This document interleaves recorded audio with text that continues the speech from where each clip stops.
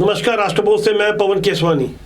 एक बात जो लंबे समय से हर किसी को खटक रही थी कि जब अपराध एक साथ मिलकर किया, योजना बनाने वाले यानी मास्टरमाइंड अमित जोगी को आखिर जग्गी हत्याकांड में क्यों छोड़ दिया गया। 4 अक्टूबर 2007 से ये जेल से बाहर थे। फिलहाल आजीवन कारावास की सजा हो गई है। एक बड़ी ब्रेकिंग खबर जैसे ही सामने आई, मीडिया की सुर्खियां बन गई। लोग समझने की कोशिश कर रहे थे कि आखिर अमित जोगी को इतने लंबे समय तक बाहर क्यों रखा गया। इसमें हमारे जुडिशियल सिस्टम की कुछ विसंगतियां हैं, लेकिन देर से ही सही न्याय मिलने जा रहा है। वैसे अमित जोगी इससे पहले भी कई बार जेल जा चुके हैं। पहले जग्गी हत्याकांड वाले मामले में करीब 2 साल तक जेल की सजा काट कर आए। 1 जुलाई 2005 को उनकी गिरफ्तारी हुई थी। जेल में करीब 23 महीने तक रहने के बाद अमित जोगी मई 2007 को संदेह का लाभ देते हुए बरी कर दिए गए थे। हर किसी को हैरानी हो रही थी कि आखिर अमित जोगी, जिन पर एक गंभीर आरोप थे कि राम अवतार जग्गी की हत्या कराने के लिए उन्होंने भाड़े के लोगों को बाहर से बुलाया था। शूटर चिमन सिंह ने इस हत्याकांड को अंजाम दिया था। अपने करीबी अभय गोयल से लेकर याया ढेबर को निर्देश देकर सारे प्रबंध कराए थे। होटल का इंतजाम करवाया था। भाड़े के शूटर से यह हत्या करवाई थी। आज अमित जोगी के बारे में हाई कोर्ट ने काफी गंभीर बातें प्रस्तुत करते हुए साफ तौर पर यह कहा है कि समान साक्ष्य होने पर किसी एक आरोपी को बरी करना और बाकी को दोषी ठहराना यह गलत है, जब तक अलग कारण साबित न हो जाए। यह फैसला चीफ जस्टिस रमेश सिन्हा और जस्टिस अरविंद वर्मा की स्पेशल डिवीजन बेंच ने सुनाया है। और इस तरह से अमित जोगी आईपीसी की धारा 302 और 120 बी यानी आपराधिक षड्यंत्र के मामले में आजीवन कारावास की सजा प्राप्त मुजरिम घोषित किए जा चुके हैं। इतना ही नहीं, 1000 रुपए का दंड भी दिया गया है। यदि 1000 रुपए नहीं चुकाया तो 6 महीने उन्हें और ज्यादा जेल में रहना पड़ेगा। पिछली 2 अप्रैल को ही हाई कोर्ट ने उन्हें दोषी माना था। आज जब फैसला सुनाया तो उस वक्त अमित जोगी सुप्रीम कोर्ट से राहत की उम्मीद लगाए बैठे हैं। वरिष्ठ अधिवक्ता मुकुल रोहतगी के साथ अपने फेसबुक में एक फोटो पोस्ट करते हुए अमित जोगी अपने पिता के साथ उनके पुराने संबंधों को याद दिलाते हुए ये कोशिश कर रहे हैं कि सुप्रीम कोर्ट में महंगा सा महंगा, बड़ा सा बड़ा वकील खड़ा किया जा सके। ऐसे ही कानूनी दांवपेच की बदौलत अमित जोगी करीब 19 सालों से जेल के बाहर है। इस बीच 2019 में वो करीब 1 महीने तक जेल में गए थे। 3 सितंबर 2019 को फर्जी जाति प्रमाण पत्र वाले मामले में समीरा पैकरा की शिकायत पर वो जेल गए थे।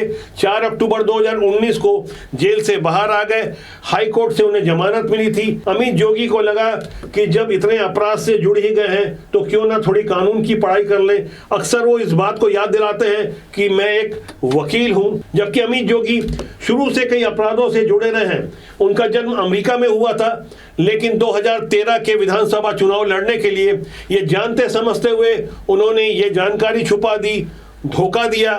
साफ तौर पर अपनी ही पार्टी को भी धोखा दिया। दिसंबर 2015 में जब अंतागढ़ का उपचुनाव हो रहा था, तब भी उन्होंने अपनी ही कांग्रेस पार्टी के साथ जो भीतरघात किया वो धीरे धीरे बाद में उभर कर सामने आया। जनवरी 2016 में उन्हें कांग्रेस से निकाला गया।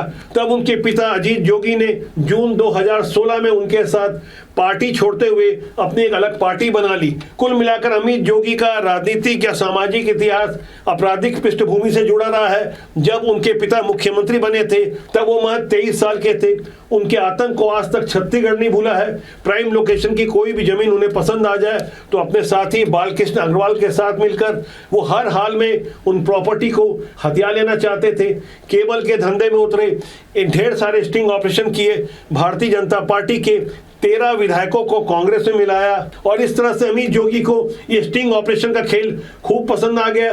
स्टिंग ऑपरेशन की बदौलत ही उन्होंने राजा दिलीप सिंह जुदेव को छत्तीसगढ़ का मुख्यमंत्री बनने से किसी तरह रोक दिया। वो स्टिंग ऑपरेशन काफी चर्चित रहा था। वैसे अमित जोगी ने अपने पिता के साथ मिलकर जब अपनी पार्टी बनाई थी, जो कि कांग्रेस के नाम से चर्चित, उनकी पार्टी में कांग्रेस के कई दिग्गजों को शामिल किया गया था। लेकिन एक एक कर जब वो पार्टी से बाहर आते गए तो उन्होंने अमित जोगी के बारे में जो गहरी जानकारी दी, जो बातें बताई, वो काफी हैरान करने वाली है।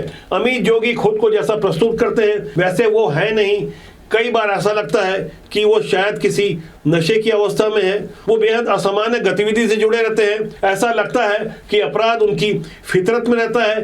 एक के बाद एक बीती 2 अप्रैल को जब हाई कोर्ट ने उनके विरुद्ध फैसला सुनाया, दोषी माना राम अवतार जग्गी हत्याकांड के मामले में, तब जग्गी परिवार के खासकर सतीश जग्गी और उनकी माता को काफी राहत मिली होगी।